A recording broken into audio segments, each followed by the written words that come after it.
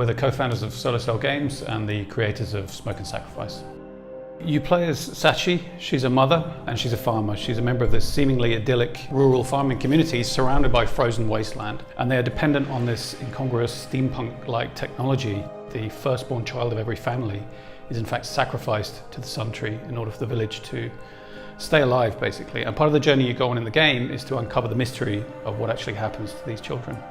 What's happening is world-changing and hugely important, but it's told in such a sort of intimate, small-scale way because you're just following this one character through, and it's very much her journey.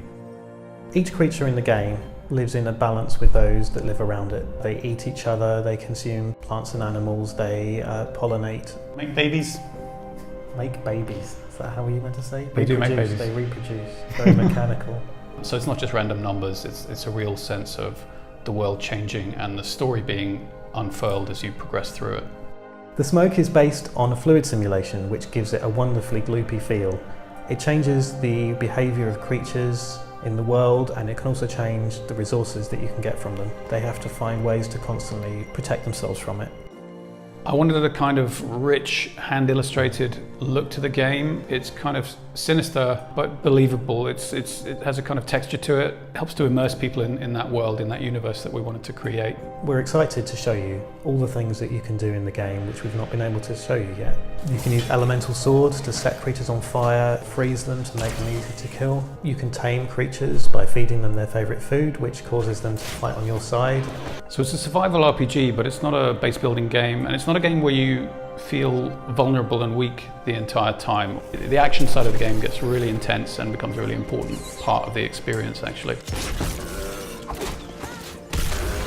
It's really exciting now that the release date is known, and the game is going to be put into the hands of real people, so to speak, not just us and our friends and family. There's so much depth to all the interactions and to the world, and the writing is amazing, and the music just definitely makes the emotional moments that it should do. And I'm still having just so much fun playing the game, so yeah, I'm excited for it to get out into the world. There is so much, especially in the last few weeks, that's changed that I have no idea about. So I'm really excited to get it on day one and actually play through it with the music, with all the finished artwork, with the story all together.